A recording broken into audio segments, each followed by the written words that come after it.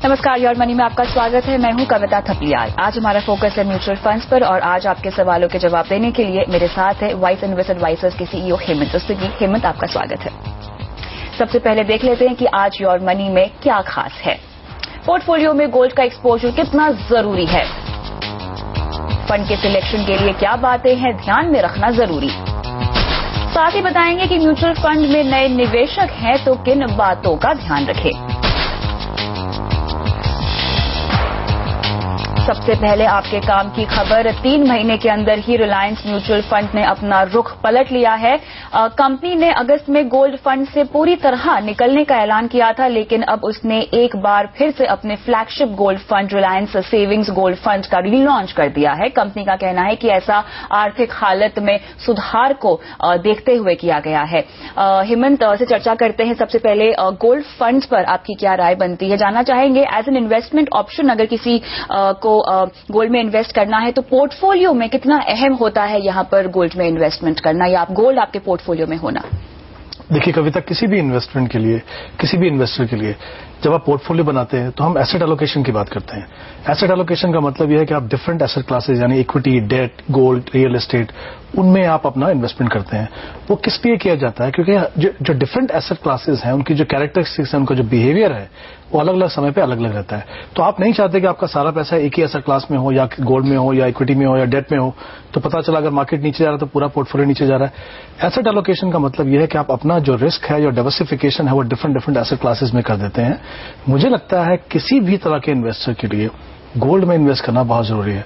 एक तो इंपॉर्टेंट इसलिए है क्योंकि जैसा मैंने कहा कि नेगेटिव कोरिलेशन है दूसरी एसेट क्लासेस से। ये बात सही है, कुछ समय ऐसा होगा कि शायद गोल्ड का बिहेवियर जो है दूसरी एसेट क्लासेस जैसा हो, बट ज्यादातर आपने देखा होगा जब भी मार्केट में मार्केट नीचे जाती है या जब भी हम बात करते हैं कि इकोनॉमी अच्छी नहीं कर रही है तो गोल्ड एक ऐसी एसेट क्लास है जो इसकी परफॉर्मेंस अच्छी रहती है। लेकिन फिलहाल जैसे कि गोल्ड जिस चाल पर चल रहा है आजकल, लगता है आपको कि इस समय में भी हमें निवेश करना चाहिए गोल्ड में, या ऐसे टाइम में भी गोल्ड आपके पोर्टफोलियो में होना चाहिए?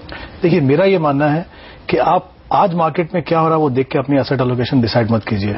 आपको देखना है लॉन्ग टर्म में आप उस एसेट क्लास का अपने पोर्टफोलियो में क्या रोल देखते हैं। अगर हम जैसे दूसरी एसेट क्लासेस की भी बात करें, इक्विटी की बात करें, तो अच्छे समय में लोग पैसा डालते हैं, बुरे समय में कोई नहीं डालता है। इसी तरह से गोल्ड में ये बात सही है, पिछले 1-2 साल में अगर हम देखें तो गोल्ड की परफॉर्मेंस शायद उतनी अच्छी नहीं है, लेकिन अगर लॉन्गर टर्म पे देखें तो आई थिंक गोल्ड को हमेशा एक इन्फ्लेशन के अगेंस्ट हेज माना गया है और वो जो रोल है उसका मुझे लगता है वो डेफिनेटली कायम है। उस पॉइंट ऑफ व्यू से हर इन्वेस्टर के पोर्टफोलियो में गोल्ड होना चाहिए। एक चीज और है, गोल्ड की अहमियत हमारे लिए दूसरी है। हम शायद गोल्ड को कभी कभी दूसरे तरीके से देखते हैं। जैसे अगर किसी के बच्चे हैं, उनको मैरिज के लिए गोल्ड देना है। अब आपके पास एक ही तरीका है कि या तो आप शादी तक का इंतजार करें, तब आप गोल्ड खरीदें, जो भी भाव है उसके लिए भी बड़ी रकम चाहिए आपको, तो गोल्ड आप एक्यूमुलेट कर सकते हैं over a period of time. तो जरूरी नहीं है कि एक तो एसेट एलोकेशन पॉइंट से व्यू से हो गया, दूसरा जैसे मैंने कहा गोल्ड की जो यूटिलिटी है हमारे लिए थोड़ी डिफरेंट है। तो आप किसी को गिफ्ट करना चाहते हैं, मान लीजिए 2-3 साल में, 4 साल में, तो आपको एक अगर बड़ी रकम खर्चा नहीं करना है उस समय पे, आप धीरे धीरे करके उसको जमा कीजिए और गोल्ड का एक्यूमुलेट कीजिए। तो आई थिंक गोल्ड का रोल डेफिनेटली पोर्टफोलियो में है, लेकिन इंपॉर्टेंट ये है कि बहुत ज्यादा पोर्टफोलियो में गोल्ड का एक्सपोजर मत रखिए। कितना होना चाहिए? मेरे हिसाब से 10 से 15%, वो भी डिपेंड करेगा आप किस तरह के इन्वेस्टर हैं। अगर आप सिर्फ asset allocation point of view से देख रहे हैं तो 10%, पर जैसा मैंने कहा आप asset allocation point of view के साथ साथ आप ये भी चाहते हैं कि आप गोल्ड एक्यूमुलेट करें अपने कुछ ऑब्जेक्टिव के लिए, तो 15% भी हो सकता है। तो आई थिंक जनरली जो है मुझे लगता है 10 से 15% से ज्यादा। नजरिया आपका लंबी अवधि का ही होना चाहिए गोल्ड? जी बिल्कुल, बिकॉज क्योंकि हम देख रहे हैं गोल्ड में भी वॉलेटिलिटी है। ऐसा नहीं है कि गोल्ड प्राइसेस एक डायरेक्शन में जा रहे हैं। तो अगर आप वॉलेटिलिटी है तो आपको डेफिनेटली लंबा नजरिया देख के चलना पड़ेगा, क्योंकि अगर आप asset allocation point of view से देख रहे हैं तो आपको उसको हमेशा मेंटेन करना है। जी, साथ ही जैसा मैंने कहा आप एक्यूमुलेट करना चाहते हैं 15 या 20 साल में, तो डेफिनेटली आपको लंबा नजरिया देख के ही चलना पड़ेगा। गोल्ड में निवेश के विकल्प की बात करें तो गोल्ड फंड या गोल्ड ईटीएफ, दोनों में से बेहतर क्या होगा? देखिए 3 तरीके से आप इन्वेस्ट कर सकते हैं। एक तो आप फिजिकल गोल्ड खरीद सकते हैं, ज्वेलरी वगैरह खरीद सकते हैं, उसकी अपनी लिमिटेशंस हैं, जो कि इंडियंस नॉर्मली करते भी हैं बहुत ज्यादा। बट मुझे लगता है अगर आपको कंजम्पशन के लिए चाहिए तो आप डेफिनेटली ज्वेलरी खरीदेंगे, बट अगर आपको इन्वेस्टमेंट पॉइंट ऑफ व्यू से देखना है तो मुझे लगता है फिजिकल गोल्ड एक बहुत अच्छी ऑप्शन नहीं है। उसका कारण यह है कि एक तो आप कन्वीनियंट नहीं है। अगर मान लीजिए आपको 5,000 रुपीज का गोल्ड खरीदना है, क्योंकि हर आदमी तो 1 लाख रुपए का खरीदेगा नहीं, तो फिजिकल गोल्ड में आप क्या खरीदेंगे? हर टाइम आपको मेकिंग चार्जेस देने हैं, प्योरिटी का इशू है, सेफ कीपिंग का इशू है। तो आई थिंक इन्वेस्टमेंट के लिए अगर आपको देखना है तो डेफिनेटली पेपर गोल्ड जो हम बोलते हैं उसको देखना चाहिए। वहां पे 2 ऑप्शन है, गोल्ड ईटीएफ का एक ऑप्शन है या गोल्ड सेविंग फंड है। अब गोल्ड ईटीएफ जो है, जैसे बाकी स्टॉक्स जैसा हम डील करते हैं स्टॉक एक्सचेंज में, वैसे आप गोल्ड ईटीएफ के यूनिट्स भी खरीद सकते हैं। बहुत ही अच्छी ऑप्शन है, क्योंकि इसमें एक तो खरीदना बहुत कन्वीनियंट है, उसके लिए आपको एक डीमैट अकाउंट की जरूरत है। तो अगर आप ऑलरेडी डीमैट अकाउंट है आपके पास तो बहुत ही आसान है खरीदना जी। बहुत छोटी छोटी रकम भी आप खरीदना शुरू कर सकते हैं। जैसे एक जो यूनिट है वो 1 ग्राम गोल्ड के बराबर है, तो खरीदना बहुत आसान है। डीमैटेड है, बहुत सिंपल है, प्योरिटी का इशू नहीं है और सिक्योरिटी का भी इशू नहीं है, सेफ कीपिंग का भी इशू नहीं है। तो आई थिंक उस पॉइंट ऑफ व्यू से देखें तो बहुत अच्छा। और एक और मेजर डिफरेंस है, फिजिकल गोल्ड में जो लॉन्ग टर्म कैपिटल गेन है वो 3 साल के बाद होता है। यहाँ पे पेपर गोल्ड है तो 1 साल के बाद जो भी आपको गेन मिलेगा वो लॉन्ग टर्म कैपिटल गेन बन जाएगा। तो टैक्सेशन पॉइंट ऑफ व्यू से भी ये अच्छा है। लेकिन हर इन्वेस्टर कंफर्टेबल नहीं है गोल्ड ईटीएफ खरीदने के लिए। उसके कारण ये है क्योंकि आपके पास एक तो हो सकता है आपका डीमैट अकाउंट ना हो, आप फेमिलियर ना हो। वहां पे जो गोल्ड सेविंग फंड है जो एक बेसिकली फंड ऑफ फंड है वो ज्यादा अच्छा है, क्योंकि ये जो फंड है आपको ऑप्शन देते हैं कि आप एसआईपी से भी इन्वेस्ट कर सकते हो, बिना डीमैट के भी इन्वेस्ट कर सकते हो। तो आई थिंक अगर ओवरऑल एक आम इन्वेस्टर के लिए देखें तो मुझे लगता है गोल्ड सेविंग फंड जो है गोल्ड ईटीएफ से भी ज्यादा बेहतर ऑप्शन है। चलिए, तो यहाँ पे गोल्ड सेविंग्स फंड पर थम्स अप दे रहे हैं हेमंत। और साथ ही जहां तक गोल्ड आपके पोर्टफोलियो में रहने की बात है, कम से कम 10 से 15% आपके पोर्टफोलियो में गोल्ड एक्सपोजर होना ही चाहिए। योर मनी में फिलहाल वक्त है एक ब्रेक का, और ब्रेक के बाद हम शुरू करेंगे सवाल जवाब का सिलसिला। आप बने रहिए हमारे साथ।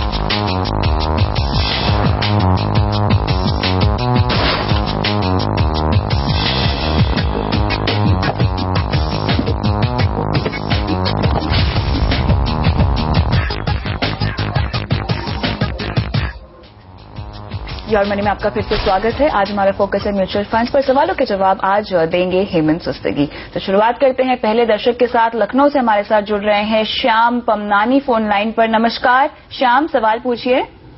नमस्कार ma'am ji. Ma'am, first of all मैं थैंक्स कहना चाहूंगा कि आपके इस प्रोग्राम से मेरी तरह यंग जनरेशन के बहुत सारे लोगों को अपनी फाइनेंशियल प्लानिंग के लिए बहुत अच्छी गाइडेंस मिल रही है। सर, आपको भी इसके लिए थैंक्स। Thank you.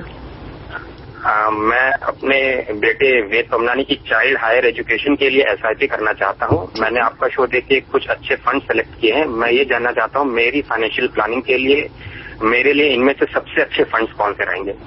बच्चे की हायर एजुकेशन के लिए आपने गोल फिक्स किया है, क्या अवधि है? मैम 10 से 12 साल। 10 से 12 साल। तो हेमंत, इन्होंने कुछ फंड्स अपने लिए यहाँ पर चूज किए हुए, UTI opportunities, SBI emerging business fund, Birla Sun Life India generation next fund, Birla Sun Life MNC fund, SBI FMCG, Reliance pharma और साथ में एसबीआई का गोल्ड फंड भी इन्होंने सिलेक्ट किया हुआ है। जहां तक इन्होंने अपनी डिटेल्स दी है, 5,000 रुपए ये इन्वेस्ट करना चाहते हैं। तो क्या लगता है आपको, किस तरह शुरुआत करें अपने निवेश की? बच्चे की एजुकेशन का गोल है। देखिए कविता, कहना चाहूंगा कि चाइल्ड एजुकेशन का जो गोल है किसी भी पेरेंट के लिए काफी इंपॉर्टेंट गोल है। तो सबसे पहले मैं कहना चाहूंगा श्याम, बहुत अच्छा कर रहे हैं आपके, जितना जल्दी इस ऐसे गोल के लिए आप इन्वेस्टमेंट करना शुरू करें वो बिल्कुल आपके लिए अच्छा है। जो आपने रास्ता चुना है सिस्टमैटिक इन्वेस्टमेंट प्लान के थ्रू इक्विटी फंड में इन्वेस्ट करने का, वो बिल्कुल सही है, क्योंकि इस तरह के गोल के लिए हमें ज्यादातर एक बड़े रकम की जरूरत होती है और जरूरत है कि हम ऐसी एसेट क्लास में इन्वेस्ट करें जो लॉन्ग टर्म में हमको अच्छा रिटर्न दे सके, ताकि हमारे जो रियल रेट ऑफ रिटर्न है यानी वो इन्फ्लेशन से ज्यादा हो। तो उसके लिए आपकी जो अपनी स्ट्रैटेजी बनाई है वो बिल्कुल सही है। लेकिन जहां तक फंड का सवाल है, मैं आपको बता दूं, फंड सिलेक्शन आपकी बहुत अच्छी है। जो सारे फंड है आई थिंक अपनी अपनी कैटेगरीज में इनकी जो अगर मैं परफॉर्मेंस देखूं तो पिछले 1-2 साल में बहुत अच्छी कविता। लेकिन प्रॉब्लम क्या है, सारे के सारे जो फंड है वो अगर हम गोल्ड फंड को छोड़ दें तो काफी एग्रेसिव है। या तो वो थीमेटिक फंड है, या वो सेक्टर फंड है, या वो मिड कैप फंड है। होता क्या है, जब हम सिर्फ परफॉर्मेंस पे ध्यान देते हैं तो हम वो उन फंड की तरफ ध्यान देते हैं जो पिछले 1 या 2 साल में जिन्होंने अच्छा किया हो।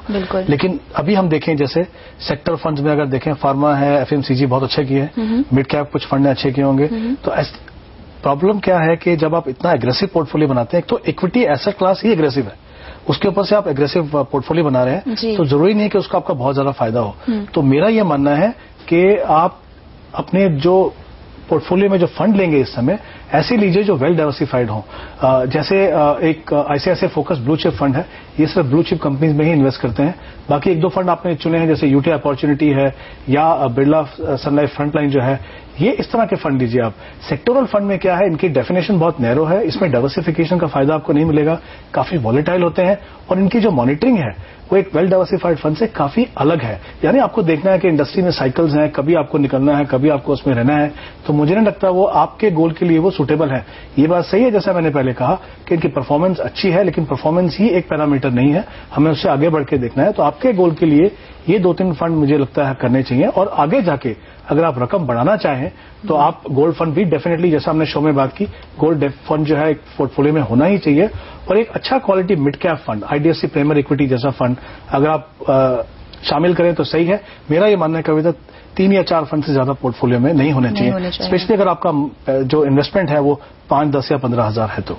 बिल्कुल, यहाँ पर इन्हें कितने पैसों की जरूरत होगी 12 साल के बाद, उसकी जो यहाँ पे डिटेल नहीं दी है, लेकिन अगर ये 5,000 रुपए के हिसाब से निवेश करते हैं 4 फंड्स में, तो आपको क्या लगता है कितनी राशि ये जुटा पाएंगे? देखिए, उससे ज्यादा इंपॉर्टेंट है, जैसे हम हमेशा कहते हैं कि किसी भी गोल के लिए आपको ये देखना है कि आप अपने बच्चे को किस तरह की एजुकेशन देना चाहते हैं, उसकी आज की कॉस्ट क्या है, और अगर मान लीजिए पैसा आपको 12 साल के बाद लगेगा, तो अगर हम 7% का इन्फ्लेशन पकड़ के चले तो हमें कितना पैसा चाहिए, फिर आपको you have to work backward कि देखना है कि कितना पैसा हमको इन्वेस्ट करना है। तो मुझे लगता है पहले वो देख ले कि किस तरह की एजुकेशन आप देना चाहते हैं, कितनी कॉस्ट है उसकी आज की।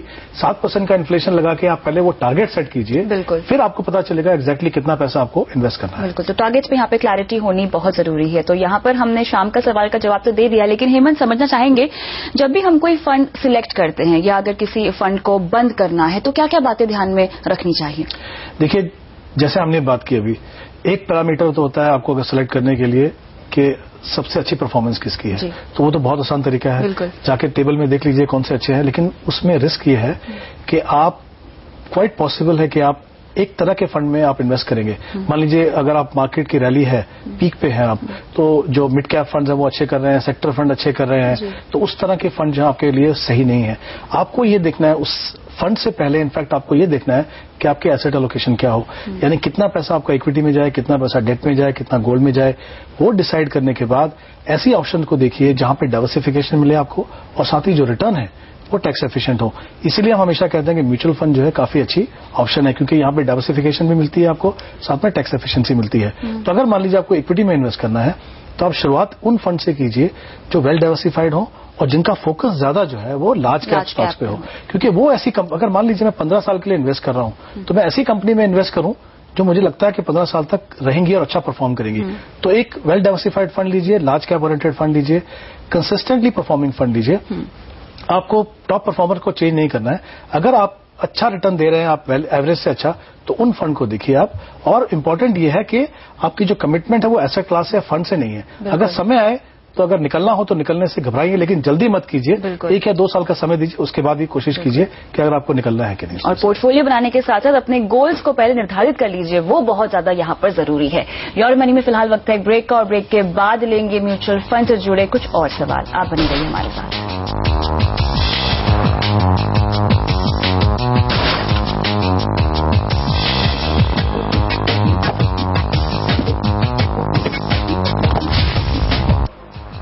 योर मनी में आज हम ले रहे हैं म्यूचुअल फंड से जुड़े सवाल और इनका जवाब दे रहे हैं हेमंत सुस्तिगी। बढ़ते हैं अगले दर्शक की ओर। अहमदाबाद से सर्वेश सिंह हमारे साथ फोन लाइन पर है। नमस्कार सर्वेश, सवाल पूछिए। नमस्कार मैम जी। मैम, जैसा कि मैंने मेल किया था उसमें डिटेल्स लिखी हुई हैं। मैं एक्चुअली अभी 5,000 और 3,000 का SIP कर रहा हूँ। 5,000 का SIP है मेरा L&T इक्विटी फंड में, ठीक है, और 3,000 का ICICI focus blue chip equity fund में है। तो मैं ये कहना चाह रहा हूँ, मैं 10 साल का टारगेट रखा हुआ है, ठीक है, और in next month I am planning कि 3,000 अमाउंट जो है वो मैं और बढ़ाना चाहता हूँ। ठीक है। तो मुझे ये बताइए सर से, मुझे ये पूछना था कि L&T इक्विटी जो फंड है उसमें मैं 5,000 रुपीज जो अमाउंट है उसको कम करना चाहिए या फिर उसको एज इट इज रहने देना चाहिए, और बाकी जो 3,000 इन्वेस्ट करना है वो कौन से फंड्स में करना चाहिए? 10 साल के बाद के लिए कोई खास टारगेट, कोई खास अमाउंट जो कि आप सोच रहे हैं? 20 लाख मैंने लिखा है मैम जी। 20 लाख का 20 लाख आपको चाहिए। तो हेमंत, सबसे पहले तो इन्होंने जो अपने फंड्स चुने हैं आपको कैसे लगते हैं? देखिए, सबसे पहले देखते हैं इनका जो टारगेट है, 20 लाख का उन्होंने कहा टारगेट है, 10 साल में इनको कॉर्पस बनाना है। तो अगर हम 12% का एनुअलाइज रिटर्न मान के चलें तो करीब 9,000 रुपए इनको इन्वेस्ट कर रहे हैं। 8,000 आप ऑलरेडी इन्वेस्ट कर रहे हैं, आपको कुल मिला के इस पर्टिकुलर गोल के लिए 9,000 रुपए इन्वेस्ट कर रहे हैं। इनके पास 2 फंड है ऑलरेडी, आईसीआईसीआई फोकस और एल&टी है। मुझे लगता है आईसीआईसीआई फोकस में आप बने रहे। इनफैक्ट मैं चाहूंगा थोड़ा पैसा उसमें आप और लगाइए। एल&टी फंड बढ़ाने की बात कर रहे हैं, वो इस फंड में बढ़ा सकते हैं। एल&टी फंड अच्छा फंड है, कंसिस्टेंट फंड है, लेकिन क्या होता है पोर्टफोलियो में हमको देखना है किस तरह से हम बैलेंस करें ताकि हमारा डिफरेंट जो सेगमेंट है इसमें एक्सपोजर मिले। तो यहाँ पे एक जो फोकस ब्लू चिप है वो लार्ज कैप फंड हो गया, और एक और फंड यूटीआई अपॉर्चुनिटी फंड जिसके हमने पहले भी बात की, वो आप देख सकते हैं। मुझे लगता है वो बेहतर ऑप्शन रहेगी आपके लिए। और एक मिड कैप फंड, एक अच्छा क्वालिटी मिड कैप फंड जैसे आईडीएफसी प्रीमियर इक्विटी है। तो अगर आप 9,000 का ब्रेकअप लें तो मेरा ये मानना है कि 4,000 फोकस में आप लगा लीजिए, 3,000 यूटीआई अपॉर्चुनिटी में, और 2,000 रुपए जो है आप आईडीएफसी में लगा सकते हैं। लेकिन क्योंकि आप और 2,000 लगाना चाहते हैं तो मुझे लगता है आप अपना किसी और गोल को भी देख सकते हैं। यहाँ पे ये समय है कि दूसरे गोल्स को भी देख के उनके लिए भी प्लानिंग कर सकते हैं। तो सर्वेश, आपके लिए सलाह यही है कि ICICI focus blue chip, UTI opportunity fund और आईडीएफसी प्रीमियर इक्विटी फंड, इन 3 फंड्स में आपको निवेश करने की सलाह दी जा रही है। बढ़ते हैं अगले दर्शक की ओर। यहाँ पे हमारे साथ फोन लाइन पर विश्व मोहन जुड़े हुए हैं दिल्ली से। नमस्कार, सवाल पूछिए। मेरे सवाल में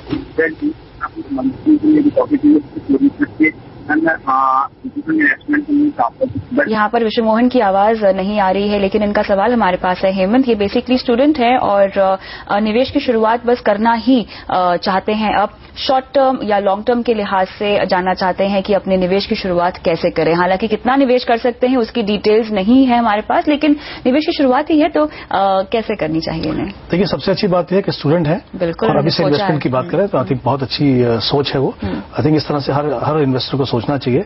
दूसरा, इन्होंने कहा शॉर्ट टर्म और लॉन्ग टर्म में इन्वेस्ट करते हैं। देखिए, किसी भी इन्वेस्टमेंट को डिसाइड करने से पहले 2-3 फैक्टर आपको देखने की जरूरत है।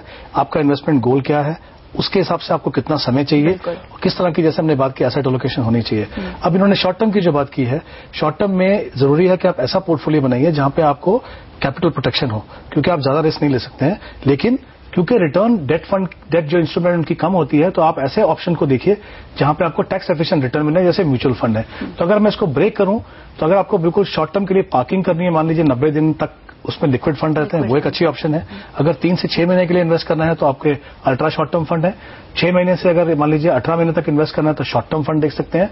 और 18 से अगर 36 महीने देखना है, 3 साल तक, तो आप जो इनकम फंड है जहां पे एक्रूअल स्ट्रेटेजी जो फॉलो करते हैं उस तरह के फंड को देखिए।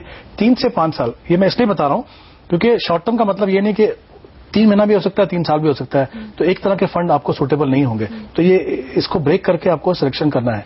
3 से 5 साल है तो आप बैलेंस फंड है इक्विटी के, वो देख सकते हैं। Large cap oriented equity fund देख सकते हैं। उससे ज्यादा समय है तो जैसा हमेशा कहते हैं इक्विटी फंड सही ऑप्शन है। तो अपना टाइम होराइजन देख के किस तरह का आप गोल अचीव करना चाहते हैं, आपके गोल्स क्या है, उसके हिसाब से कीजिए। लेकिन जैसा मैंने कहा, शॉर्ट टर्म में आपका फोकस होना चाहिए उन ऑप्शन पे जहां पे कैपिटल प्रोटेक्शन हो और रिटर्न टैक्स एफिशिएंट हो। लॉन्ग टर्म में टैक्स एफिशिएंसी तो रहनी ही है, लेकिन आपको ऐसा पोर्टफोलियो मिक्स बनाना है कि आप इन्फ्लेशन को बीट कर सके। तो ये 2 चीजों का ध्यान रखिए। उससे जैसे आपने शो में पहले बात की, किस तरह से फंड आपको सिलेक्शन करनी है, अगर आप वो प्रोसीजर फॉलो करें तो मेरा मानना है कि कोई भी इन्वेस्टर अपने जो भी गोल्स हैं उनको डेफिनेटली अचीव कर पाएंगे। बिल्कुल, बहुत बहुत शुक्रिया समय निकाल कर तमाम सवालों का जवाब देने के लिए हेमंत। और योर मनी में आज के लिए इतना ही, लेकिन आप बने रहिए CNBC आवाज के साथ। नमस्कार।